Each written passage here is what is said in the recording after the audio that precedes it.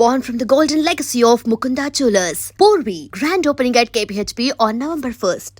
Luck కాదు bro, యాక్చువల్గా నేను ఏది నమ్ముతానంటే ఆ లక్ కూడా లే. యాక్చువల్గా ఏంటంటే నా లైఫ్ది నేను చూసిన తర్వాత నేను నమ్మేది ఏంటంటే ప్రతి మనిషికి ఒక పర్టికులర్ టైం ఒక పాయింట్లో మనది టర్న్ అవుద్ది. ఆ తర్వాత ఎవడు ఆపలేడు. మళ్ళీ బ్యాక్ వెళ్ళిపోతావు, అతి చేష్టలు చేసావంటే మళ్ళీ డౌన్ అవుతావు. కానీ నాకు వచ్చిన పర్టికులర్ టర్నింగ్ పాయింట్ ఎక్కడంటే బిగ్ బాస్ రివ్యూస్ చేయడం బ్రో. ఎంత కామెడీ బ్రో.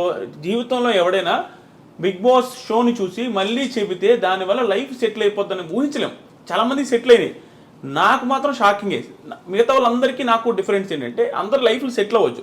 నా లైఫ్ సెటిల్ అవ్వడమే కాకుండా బిగ్ బాస్ కంటెస్టెంట్ లోపల పోయి వచ్చా. అది చాలా మిరాకిల్. ఇది వెళ్ళి రావడం, అక్కడ సక్సెస్ అయ్యి రావడం. అక్కడ నాకు టర్నింగ్ పాయింట్ ఎక్కడొచ్చిందంటే హెవీ ప్రాబ్లమ్స్ ఫేస్ చేసిన ఆదిరెడ్డి. ఎంత ప్రాబ్లమ్స్ అంటే నేను హార్ట్ఫుల్గా చెప్తున్నా, చాలామంది యూత్ అసలు ఫేస్ చేస్తుండ్రు. అన్ని ప్రాబ్లమ్స్ ఫేస్ చేశా. అవి అనుకుంటే కొంతమంది కామెంట్లు అనొచ్చు, అబ్బా చాలామంది ఫేస్ చేశారని. నా ప్రాబ్లమ్స్ నాకు భయంకరంగా ఎక్కువ. అంటే అందరికంటే ఎక్కువ అని చెప్పకూడదు, కానీ చాలామంది ఫేస్ చేస్తుంటారు చూసారు. ఆ ప్రాబ్లమ్స్తో ఈక్వల్గా ఉంటాయి నా ప్రాబ్లమ్స్. ఆ స్టేజ్ నుంచి ఈ స్టేజ్ దగ్గర రావడం ఎక్కడి నుంచి స్టార్ట్ అయింది అంటే 2018లో బిగ్ బాస్ రివ్యూ స్టార్ట్ చేశాను. అది కూడా ఎంత కామెడీగా స్టార్ట్ చేసినా బ్రో. 2018లో సీజన్ 2 అప్పుడు స్టార్ట్ చేశా. ఎంత కామెడీగా అంటే నా ఫ్రెండ్ ఊరికి వీడియో పెడితే కామెడీగా ఓవర్ హుడీ వేసుకొని చేస్తుంటా. ఎంత పాత హుడీ అంటే ఆ పాత హుడీ వేసుకొని ఇట్లా పెట్టుకొని, అంటే నేనేదో పెద్ద తోపు అనే ఫీలింగ్తో చేస్తా ఉన్నాను ఎట్ట పవన్ కళ్యాణ్ స్టైల్లో. అది వైరల్ అయింది. అన్ని ఛానల్స్ పెట్టుకున్నారు. నా ఛానల్లో 100 మంది సబ్స్క్రైబర్లు ఉన్నారు. ఆ 100 మంది సబ్స్క్రైబర్స్తో అది 8,000 వ్యూస్ వచ్చింది. ఆ రోజు నుంచి ఈ రోజు దాకా మినిమం వ్యూస్ లేకుండా నా ఛానల్లో వీడియో లేదు big boss related.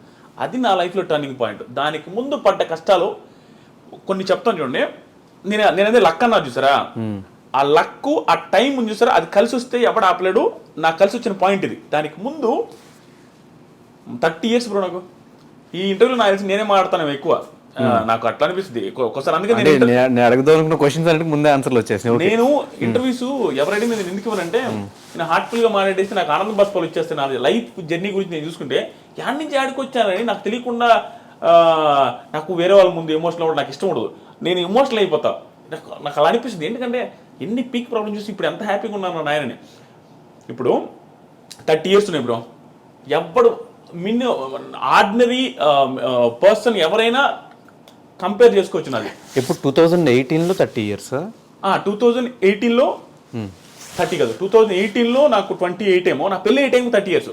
Okay. So 30 years వరకు నేను 29 ఇయర్స్ వరకు నేను సెటిల్ అవ్వలేదు. సెటిల్ ఇన్ ద సెన్స్ ఏమీ లేదు నా లైఫ్లో. మా ఒక సింధనూరు అనే కూర ఉంటుంది, నేను ఇది ఎక్కడ చెప్పలా. నేను ఎలక్ట్రికల్ ఇంజనీర్. కొన్ని నేను చెప్పలేను.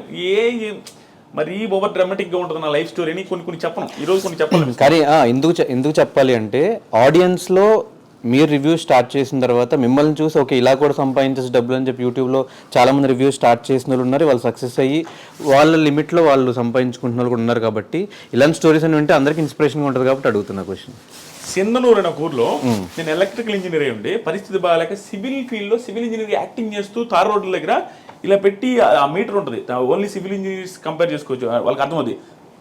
ఎన్ని సెంటీమీటర్స్ తారు వచ్చిందని ఇటు చూడాలి వంగి. అది చేసేవాడు నేను. మొత్తం నల్లగా అయిపోయి తార్ రోడ్డు దగ్గర 13,000 14,000 ఇచ్చేవాళ్ళు. అక్కడ పని చేస్తున్నప్పుడు అక్కడ చిన్న రూమ్ ఇస్తారు మాకు. ఆ రూమ్లో ఉన్నప్పుడు మా నాన్న ఒకరోజు కాల్ చేసిండు.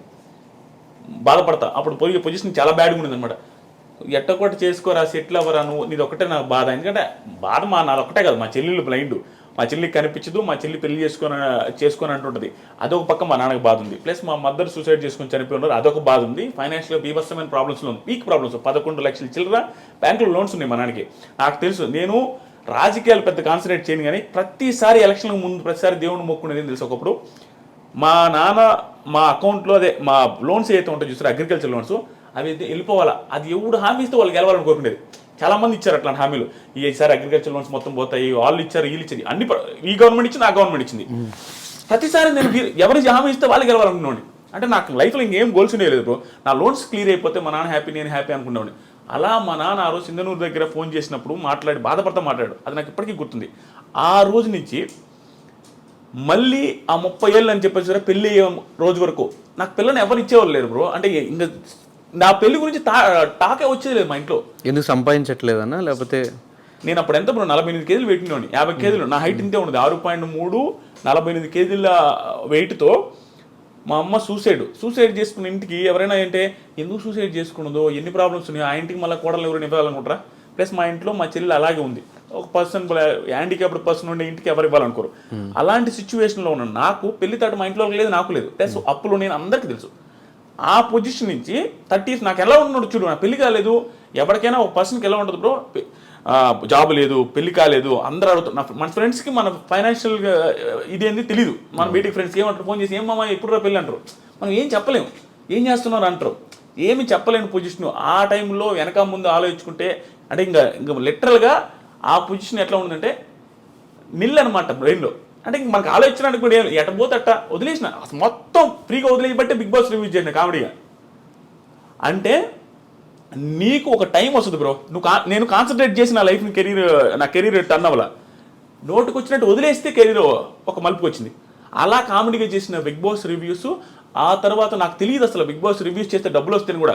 30,000 సబ్స్క్రైబర్స్ ఎంతో మానిటైజ్ చేశారు, అప్పటి నుంచి డబ్బులు స్టార్ట్ అయింది. 70,000 రూపీస్ ఫస్ట్ ఇయర్ నాకు వచ్చిన రెవెన్యూ. 70,000 రూపీస్ వస్తే మా అక్క నాతో అనేది భయంకరమైన ప్రాబ్లమ్స్ చూస్తున్నాం. మాకు కూడా దగ్గరుండి ఎప్పుడైనా వాళ్ళ ఇంట్లో పెట్టుకొని ఫుడ్ పెట్టి వాళ్ళ ఇంట్లో నన్ను బాగా చూసుకుంటున్నాను ఉండేవాళ్ళు. మా అమ్మ చనిపోయిన తర్వాత 70,000 వచ్చినప్పుడు మా అక్క కాల్ చేసి ఏమన్నా తెలుసా, అమ్మయ్య ఇంకొక 1.5 లక్ష 2 లక్షలు చేసుకోరా మొత్తం, నీకు ఎట్ట కూడా పెళ్లి చేద్దాం, ఆ 2 లక్షలు ఇంకొక 1 లక్ష ఎట్లా కూడా అప్పు చేసి నీ పెళ్ళి అయితే బాగుంటుందని. మా అక్క కూడా హోప్ వచ్చింది, 70,000 సంపాదించినని. అక్కడ స్టార్ట్ అయిన నా జర్నీ. లాస్ట్ బిగ్ బాస్ రివ్యూస్లో ఒక మంత్కి 39 లక్షలు మీరు ఆల్రెడీ చూసుంటారు, అక్కడ దాకా వచ్చింది. నేను ఈ వీడియోలో ఇవి చెప్పేది పొగరుగా చెప్పట్లేదు బ్రో, కొంతమంది జెన్యూన్గా చెప్తున్నాను. కొంతమంది ఫ్యామిలీస్ కానీ, కొంతమంది ఫ్యామిలీస్లో ఉండే పేరెంట్స్ కానీ స్ట్రగుల్ని తీసుకోలేక సూసైడ్ చేసుకుంటారు. ఎగ్జాంపుల్ మా మదర్కి పీక్ ప్రాబ్లమ్స్. మా ఇంట్లో అందరికీ ఏంటంటే ఆస్తులు ఉండేవి బ్రో. ఆస్తులు ఎలాంటి ఆస్తులు, మెట్ట ప్రాంతం అది. ఆస్తులు అయితే ఉంటాయి చెప్పుకోవడానికి, 8 ఎకరాలు 9 ఎకరాలు 10 ఎకరాలు అంటారు, కానీ అవి ఎవడు కొండవు దాంట్లో పంటలు పండవు. ప్లస్ పల్లెటూరులో ఉండేవాడు పీక్ ప్రాబ్లమ్స్ వచ్చినా అవి అమ్మడు. దానివల్ల ఆస్తులు కొంచెం ఉన్నప్పటికి కూడా ప్రాబ్లమ్స్ ఎప్పుడు ఉండే, చేతిలో డబ్బులు ఉండేది లేదు. బర్రెలు ఉంటాయి, బర్రెలు మొత్తం మా అమ్మాయి చూసుకుంటుంది, గెడ్డి మోపులు తెచ్చేది మా అమ్మాయి, వ్యవసాయం చేసేది మా అమ్మాయి, నిమ్మ తోట ఉండేది అది కూడా పోయిందిలే, అక్కడికి పోయేది మా అమ్మాయి, మాకు వండి పెట్టేది మా అమ్మాయి, 4 పిల్లకాయలని అన్నీ చూసుకునేసరికి మా అమ్మకి బాగా, మా అమ్మ కూడా హైట్ ఎక్కువ, సన్నంగా ఉండేది. అంత ప్రాబ్లమ్స్ ఫేస్ చేస్తే ఒకసారి హోటల్ ఉండేది మాకు. ఎంత ప్రాబ్లమ్స్ అంటే ఒకసారి ఊహించుకుంటేనే అంటే నేను పేరెంట్ అయిన తర్వాత మా ఇంట్లో వాళ్ళు ఎంత స్ట్రగుల్ అయి ఉంటారో మా అమ్మ అనిపిస్తుంది. మా వైఫ్ని చూసిన తర్వాత హోటల్ ఉండేది, చిన్న హోటల్, ఊర్లో రేకుల షెడ్ వేసి ఒక హోటల్, మా సొంత ప్లేసే కాబట్టి అక్కడ పెట్టాము. బోండాలు, ఇడ్లీలు, పూరీలు అన్నీ చేసి మా అమ్మాయి పెట్టి, మా అమ్మాయి వండి అందరికీ పెడతా ఉండేది. అవే డబ్బులు వస్తూ ఉండేవి. అప్పుడు మేము హ్యాపీగా ఉన్నాం. ఆ టైంలో, ఆ హోటల్ పెట్టిన టైంలో మాది మంచి సక్సెస్లో ఉండింది. ఓకే, కొంచెం డబ్బులు చూసి iDream. Please subscribe iDream Media. Please do subscribe to iDream. Please subscribe to iDream Media. For best entertainment and information, please subscribe iDream. And don't forget to subscribe to iDream.